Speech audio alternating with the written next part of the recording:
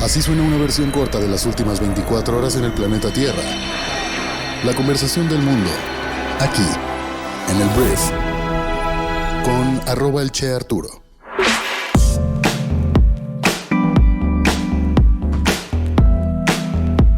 Muy buenos días, bienvenidas, bienvenidos a esto que es el Brief para este jueves 6 de junio.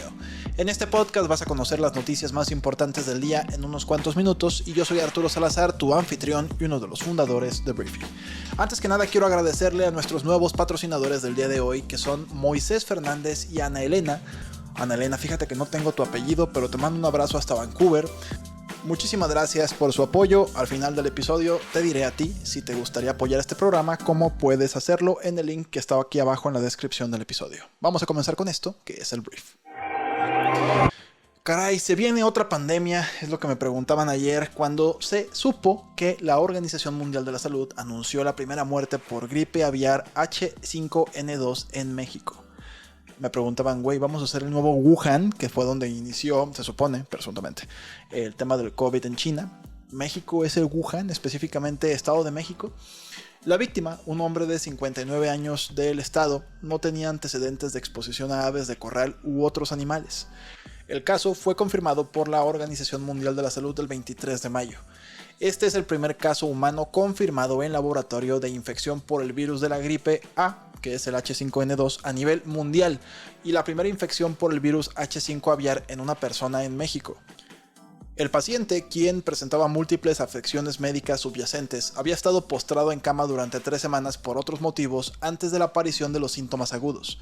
Según lo que explicaron el 17 de abril, el paciente presentó fiebre, dificultad respiratoria, diarrea, náuseas y malestar en general. El 24 de abril, el paciente buscó atención médica, fue hospitalizado en el Instituto Nacional de Enfermedades Respiratorias y falleció el mismo día debido a complicaciones de su estado. En este lugar se tomaron muestras y el paciente dio positivo a influenza A, la H5N2. La buena noticia es que no se notificaron más casos durante la investigación epidemiológica. De los 17 contactos identificados y controlados en el hospital donde falleció el paciente, uno declaró rinorrea entre el 28 y el 29 de abril. Pero con base en la información disponible, la Organización Mundial de la Salud determinó que el riesgo que este virus representa actualmente para la población en general realmente es bajo. Pero no hay que bajar la guardia. A pesar de que hay mucha gente ya muy cansada de hablar de temas electorales y políticos, tenemos que hablar de elecciones. Y tengo que decir todo lo que está ocurriendo con respecto a este presunto fraude, que si es fraude, que no es fraude, que si se van a contar los votos otra vez, que el PREP qué onda. Vamos aclarando las cosas. Mira, los consejeros electorales afirmaron ayer que los cómputos distritales que comenzaron ayer van a aclarar las dudas y acusaciones de fraude relacionadas con el programa de resultados electorales preliminares o el PREP. Durante la sesión de Consejo General del INE se recordó que el PREP es un sistema informativo sin efectos jurídicos y que sus errores se corrigen en los cómputos distritales, que es el conteo legal de la elección, que es lo que empezó ayer. El consejero Ukip Espadas denunció una campaña de desprestigio en contra del INE, aclarando que los problemas en el PREP son corregibles y que los ciudadanos contaron los votos correctamente.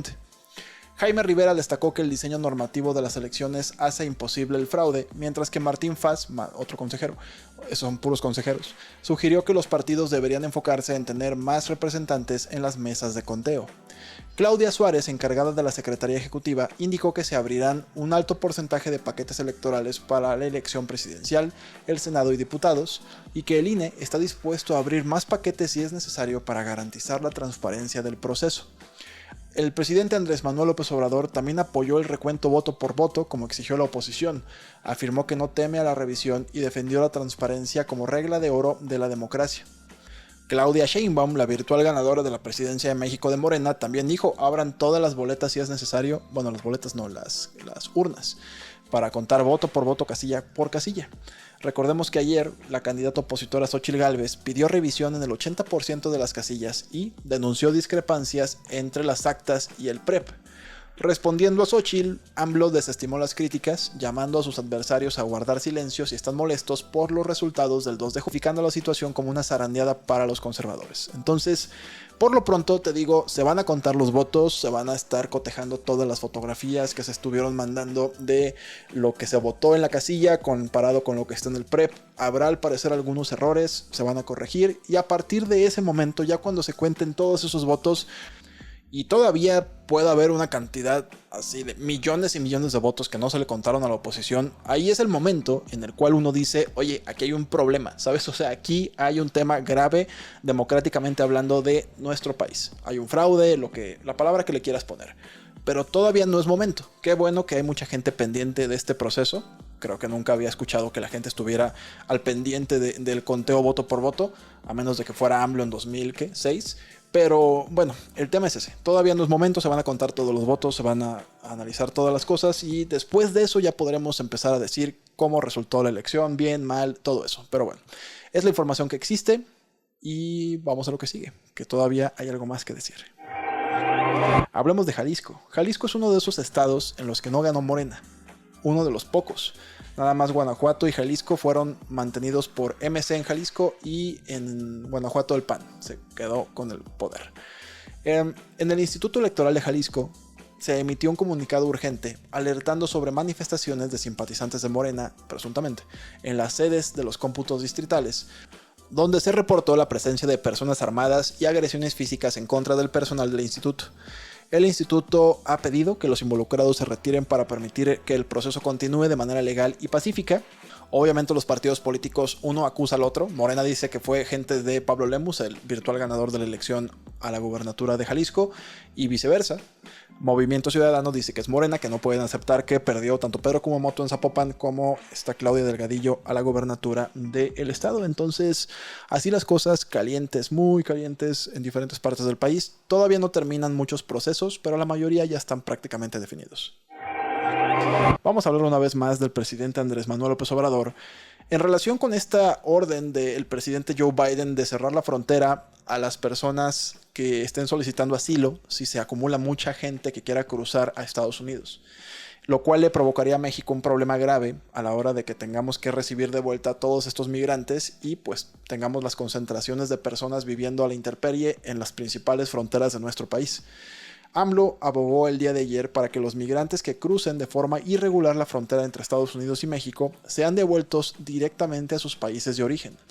Las medidas de Joe Biden claramente van a hacer que la deportación sea mucho más sencilla y ante todo esto AMLO expresó que México no tiene problema en recibir a migrantes porque los trata bien, lo cual la neta si son muchos es muy complicado tratarlos bien, pero sí cuestionó la necesidad de triangular su destino. Aún así reafirmó la cooperación con Estados Unidos en este tema. Las nuevas medidas de Biden, que incluyen excepciones humanitarias, estarán vigentes temporalmente y se suspenderán cuando el flujo migratorio disminuya a niveles manejables. Durante una llamada telefónica entre ambos mandatarios, discutieron temas de cooperación económica, migratoria y de seguridad, además del apoyo a Guatemala y otras regiones de Centroamérica y Caribe. Hablemos de las noticias más importantes del resto del mundo. Voy a empezar hablando de Israel porque las fuerzas de defensa de este país lanzaron una ofensiva en el centro de Gaza mientras continuaban las conversaciones sobre un acuerdo de alto al fuego. El asalto incluyó ataques aéreos y terrestres contra Bureik, que es un campo de refugiados, y cerca de Deir al-Balá, una ciudad al sur del país, del territorio. Se cree que decenas de personas han muerto desde que comenzaron los ataques el martes. Estados Unidos está tratando de finalizar un acuerdo sobre una pausa en los combates y el intercambio de rehenes israelíes retenidos por Hamas por algunos prisioneros palestinos, formando la base para un cese de hostilidades a largo plazo. Estados Unidos está bajo muchísima presión por el tema de Israel-Gaza, sobre todo porque se le está acusando fuertemente a Benjamin Netanyahu de genocidios en Palestina, principalmente porque han muerto inocentes, ¿sabes? O sea, porque hay evidencia de que personas inocentes han sido víctimas de todas las ofensivas terrestres, de los bombardeos, de todas las hostilidades que ha habido ahí. Entonces Netanyahu irá al Congreso de Estados Unidos a dar una declaración, a pedirle apoyo, me imagino, y a mentirles, por supuesto, porque va a negar que haya habido cualquier tipo de crimen de lesa humanidad o cualquier tipo de crimen de guerra en el territorio. Entonces, te digo, para Estados Unidos le ha costado a Joe Biden muchísima popularidad de muchas personas, sobre todo jóvenes, que están, sobre todo condenando el ataque a las personas inocentes. Ya cuando te metes en ¿Qué onda con los ataques de Hamas a Israel, Israel contra Hamas? Uno puede decir que se partan la madre, ¿sabes? Es como unos fueron un grupo terrorista que atacó a inocentes en Israel. Israel contestó matando a gente de Hamas, pero a la hora de que Israel se pone, queriendo o no, a matar a inocentes en Gaza, esa es otra historia. Y ante todo eso, te digo, le ha costado mucho trabajo a los países occidentales seguir apoyando a Israel porque esto está sucediendo y nadie los puede detener. Israel ya dijo incluso una vez de que si no me quieren apoyar no hay bronca, yo puedo caminar solo, pero la neta no creo que puedan caminar solos sin el apoyo internacional, sobre todo hablando económicamente hablando. El Banco de Canadá se convirtió en el primer banco central de una economía del G7 en recortar las tasas de interés en el ciclo actual, bajando su tasa principal del 5% al 4.75%. Se espera que el Banco Central Europeo reduzca las tasas en un margen similar el jueves, pero la Reserva Federal de Estados Unidos probablemente mantendrá las tasas estables en su próxima reunión de política monetaria el 12 de junio. El Parlamento de Eslovenia votó ayer a favor de reconocer el Estado palestino tras haber rechazado una propuesta de la oposición de celebrar un referéndum sobre el asunto. Irlanda, Noruega y España tomaron la misma decisión el mes pasado, provocando la furia de Israel. Casi 3/4 de los miembros de la ONU ya reconocen formalmente a Palestina, aunque muchos países occidentales, incluidos Estados Unidos, Gran Bretaña y Francia, todavía no lo han hecho. Los inversionistas globales están retirando su dinero de los fondos de acciones centrados en la sostenibilidad, debido a un desempeño deficiente, escándalos y ataques políticos, según una investigación de Berkeley. En lo que va del año se han retirado $40,000 millones de estos fondos, que son los ESG, ambientales, sociales y de gobernanza, marcando el primer año con flujos negativos. Abril registró una salida mensual récord de $14,000 millones y el entusiasmo por los fondos ESG ha disminuido comparándose con la burbuja tecnológica del 2000. El mal desempeño en sectores como la energía limpia y la ausencia de beneficios de las empresas de combustibles fósiles han afectado negativamente toda esta situación. Además, escándalos como el del administrador de activos alemán DWS, acusado de lavado verde o greenwashing, han mermado mucho la confianza. Entonces, es un mal momento para lamentablemente, los fondos de acciones centrados en sostenibilidad. La nave tripulada Boeing Starliner, competidora del Crew Dragon de SpaceX, despegó exitosamente este miércoles a las 10 más o menos 52 de la mañana en Florida, desde Cabo Cañaveral, tras 2 aplazamientos previos. Impulsada por un cohete Atlas V de United Launch Alliance, la Starliner transporta a los astronautas Butch Wilmore y Sonny Williams a la Estación Espacial Internacional, donde permanecerán durante una semana antes de regresar a la Tierra. Anteriormente el vuelo fue cancelado el 6 de mayo por un fallo en la válvula de regulación de presión de oxígeno y posteriormente por una fuga de helio y un problema en el suministro de energía. Todos los problemas fueron solucionados para este despegue exitoso según la NASA. Hablemos de Nvidia, que yo creo que es la noticia de negocios del día. Ayer el valor de mercado de esta compañía fabricante de chips superó brevemente los $3 billones, sobrepasando a Apple como la segunda empresa más valiosa del mundo, gracias a la creciente demanda de sus chips de inteligencia artificial. Aunque Nvidia terminó el día ligeramente por debajo de Apple, la empresa se ha beneficiado del fuerte gasto en sus chips por parte de gigantes tecnológicos como Google, Microsoft y Meta. Nvidia ha experimentado un crecimiento significativo, con ingresos aumentando un 262% interanual en mayo, principalmente por las ventas de su generación de chips Hopper. Además, la compañía anunció una división de acciones de 10-1 efectiva el 7 de junio. Entonces, gran momento para invertir en Nvidia. Según diferentes analistas, esto mientras haya inteligencia artificial en el futuro inmediato, esto seguirá ocurriendo. Su aumento me refiero. Un tribunal de la Unión Europea dictaminó que McDonald's no tiene una marca registrada sobre su marca Big Mac para hamburguesas de pollo en el bloque, después de una larga batalla legal con Supermax, una cadena de hamburguesas irlandesa. El tribunal dijo que el gigante estadounidense de comida rápida no había utilizado el nombre para productos avícolas lo suficiente como para poseer una marca registrada. La icónica hamburguesa de ternera Big Mac no se ve afectada, pero al parecer no pueden usarla para hamburguesas de pollo, o más bien esta otra cadena sí puede utilizarla para promocionar sus hamburguesas de pollo. Novak Djokovic se someterá a una cirugía para reparar una rotura del menisco medial de la rodilla derecha y podría perderse el torneo de Wimbledon, según informó el diario francés L'Équipe. Djokovic tiene un récord masculino de 24 títulos de Grand Slam, es el máximo ganador de la historia. Se lesionó durante su victoria contra Francisco Cerúndolo en la cuarta ronda del Abierto de Francia y se retiró del torneo el martes. Ayer lo hablábamos aquí. La cirugía se realizó el día de ayer en París Y bueno, Wimbledon, donde Djokovic ha ganado 7 veces, comienza el 7 de julio, mientras que el torneo de tenis de los Juegos Olímpicos de París arranca el 27 de julio. Djokovic, de 37 años, mencionó que había estado lidiando con molestias en la rodilla durante varias semanas, pero logró jugar hasta que la lesión se agravó en el segundo set contra Cerúndolo en un partido que ganó de hecho en 5 sets, pero le podría costar perderse Wimbledon y también sus, yo creo, últimos Juegos Olímpicos. Antes de irme tengo que decirte dos cosas. Una, que si quieres ser parte de nuestra comunidad de patrocinadores o donantes del Brief, puedes hacerlo ingresando al link que tienes aquí abajo en la descripción del episodio. Ese link te va a llevar a Patreon, una plataforma diseñada para apoyar creadores de contenido que te gusten y que quieres apoyarlos mes a mes para que sigan desarrollando el contenido que te gusta.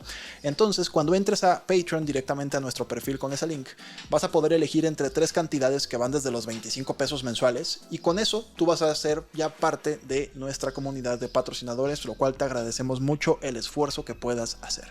Entonces, el día de hoy, una vez más, agradezco a Moisés Fernández y a Ana Elena por formar parte de nuestra comunidad. Entonces, gracias de entrada por la disposición o por considerarlo. El otro anuncio que quiero hacer el día de hoy es que ya volvimos a YouTube, pero no en un formato en el que me puedas ver la cara. ¿Por qué? Porque no estamos una vez más en la posición en estos momentos de tiempo y recursos para hacer un programa en vivo y así como que con todas las facilidades del mundo. Vamos a hacer un no face channel, un programa sin cara en el cual vas a poder escuchar esto mismo pero en YouTube. Si no sigues todavía nuestro programa en YouTube, nuestro perfil tal cual lo encuentras como el Brief, está el logotipo del programa ahí, entonces haznos favor de seguirlo. Cuando lleguemos a los 1000 vamos a poder ya monetizar el programa. Y si tú eres una persona que escucha el Brief desde su computadora o tienes YouTube Premium y puedes utilizar o escuchar YouTube o sea, con el celular bloqueado, es lo que quiero decir, por favor ve y escúchalo en YouTube. Yo sé que puede cambiar un poquito la dinámica de las cosas, pero si ya lo escuchas, por ejemplo, sentado en la laptop, en Spotify o en cualquier plataforma, ve a YouTube, por favor, y escúchalo ahí para que nos vayas dando tracción y que, pues, YouTube entienda que es un programa que a los sabatinos. Muchísimas gracias por estar aquí e informarte el día de hoy. Gracias por compartir este podcast con tus amigos y familiares y nos escuchamos el día de mañana en la siguiente edición de esto que es el Brief. Yo soy Arturo. Adiós.